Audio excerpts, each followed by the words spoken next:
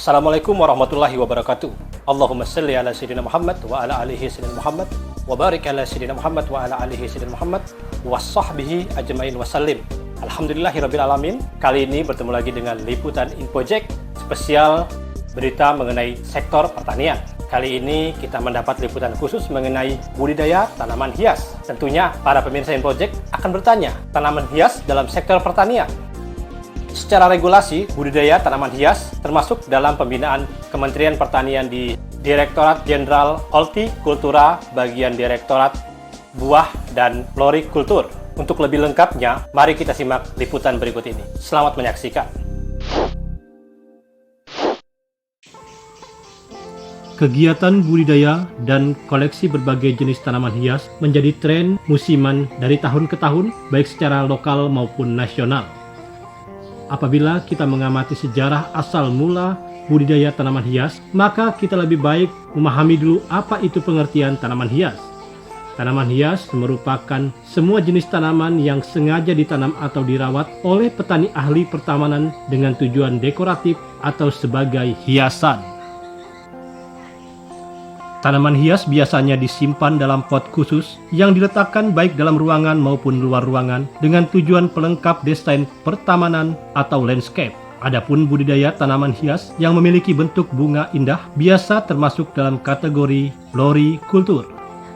Tidak semua jenis tanaman berbunga dibudidayakan sebagai tanaman hias, melainkan ada beberapa bahan pertimbangan seperti beberapa jenis tanaman hanya berbunga pada musim tertentu atau tidak sepanjang tahun, sehingganya oleh pakar kultur jaringan mengembangkan metode agar tumbuhan berbunga dalam jangka waktu lebih lama dari normalnya. Selain itu juga budidaya tanaman hias dilakukan karena memiliki bunga beraroma wangian khas serta memiliki bentuk dan warna menarik. Berdasarkan sejarah tanaman hias, pada abad ke-17, pohon jeruk merupakan tanaman hias yang menjadi simbol status kekayaan di masyarakat. Selanjutnya, pada abad ke-18, pot tanaman hias mulai dipopularitaskan oleh pecinta tanaman hias untuk memajang tanamannya di dalam ruangan. Seiring kemajuan zaman dengan ilmu dan teknologi budidaya tanaman hias, maka pada abad ke-19 mulai populer tanaman hias dari jenis-jenis di daerah tropis dan subtropis, seperti salah satunya jenis anggrek. Pada awal abad ke-20, tanaman hias mulai mengalami pergeseran. Hal itu terjadi ketika modernisasi tren dekorasi rumah sehingga interior yang dipenuhi dengan tanaman hias dianggap kuno. Berjalan waktu memasuki tahun 1950-an, tanaman hias di dalam ruangan kembali digemari sebagai penghijauan di dalam apartemen yang memiliki sedikit lahan hijau. Budidaya tanaman hias secara regulasi undang-undang telah diatur oleh Kementerian Pertanian Republik Indonesia melalui Direktorat Jenderal Hortikultura bagian Direktorat Buah dan Florikultura. Direktur Buah dan Florikultura, yakni Riverdi Lukman, menjelaskan prospek usaha budidaya tanaman hias yang sangat menguntungkan apalagi tidak memerlukan lahan terlalu luas untuk budidayanya. Salah satunya adalah jenis tanaman aglonema atau seri rejeki yang menjadi tanaman hias terpopuler di Indonesia beberapa tahun terakhir ini. Beliau menjelaskan produksi tanaman aglonema di Indonesia mengalami peningkatan cukup tinggi secara nasional. Hal ini terjadi pasca pandemi COVID-19 yang dikarenakan tanaman aglonema oleh sebagian masyarakat Indonesia dianggap mampu berfungsi sebagai penenang jiwa atau soul food. Selain sebagai tanaman hias, tanaman aglonema juga bisa dijadikan filter udara di sekitar kita. Pada liputan kali ini, tim liputan Infojek berkesempatan untuk meliput kondisi kebun budidaya tanaman hias milik Ibu Rahmawati yang berlokasi di Jalan Poros menuju Kampung Rantau Panjang, Kecamatan Sambaliung, Kabupaten Berau, Provinsi Kalimantan Timur. Untuk liputan lebih lengkapnya, mari kita simak bersama bincang-bincang dengan beliau terkait prospek budidaya tanaman hias pasca pandemi COVID-19. Selamat menyaksikan.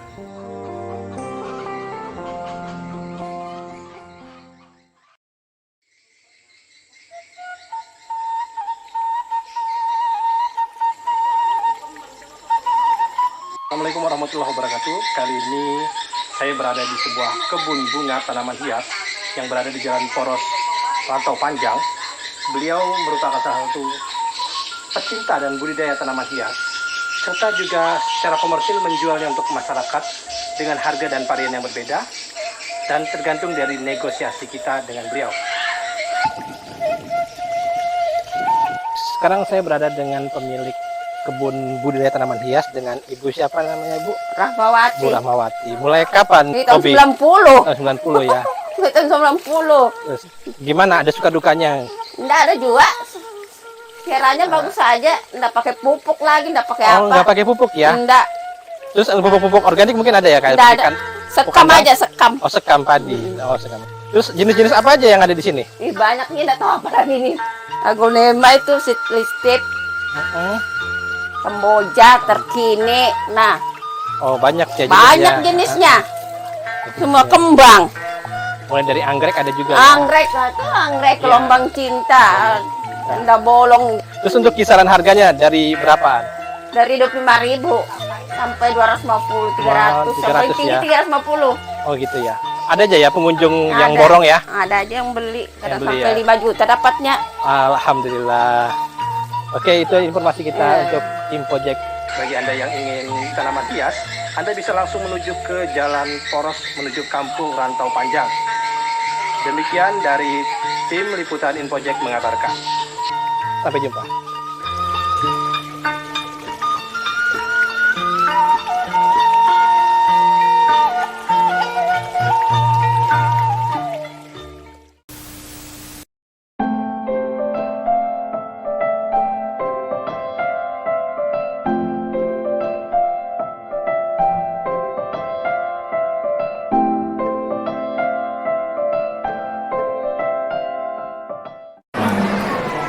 Dan memang karunia Allah karena Tuhan bagi Indonesia luar biasa. Kita negara tropis. Oleh karena itu semua jenis yang kita bisa buat atas nama alam pemberian Tuhan memberi makna tersendiri bagi dunia. Bapak dan Ibu sekalian, oleh karena itu saya mengapresiasi Tika, Rosi dan semua yang telah menggelar POI Convex ini. Ini luar biasa.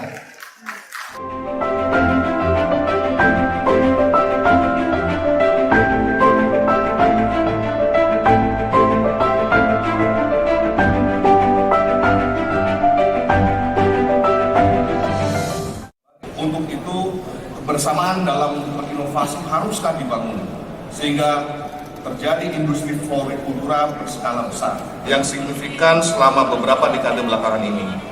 Dengan pertumbuhan kebutuhan florikultura di pasar domestik rata-rata mencapai 21,8%. Dalam upaya meningkatkan pertumbuhan ekonomi nasional, saya berharap industri florikultura dapat berperan lebih besar lagi.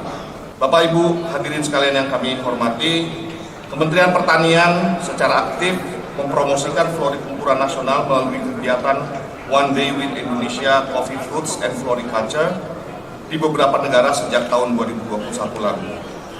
Kami hadir di 10 negara, yaitu Belanda, Maroko, Denmark, Serbia, Amerika Serikat, Spanyol, Uni Emirat Arab, Turki, Rumania, dan Mesir.